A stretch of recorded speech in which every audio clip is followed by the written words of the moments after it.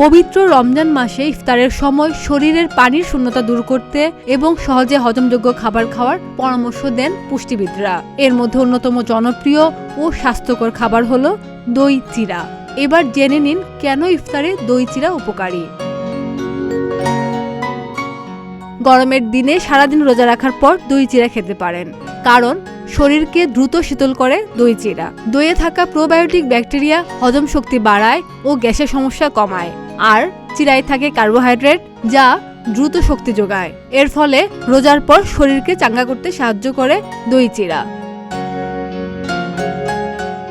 দইয়ের উচ্চ জলীয় উপাদান শরীরে পানির ভারসাম্য বজায় রাখে, যা রোজার পর প্রয়োজনীয়।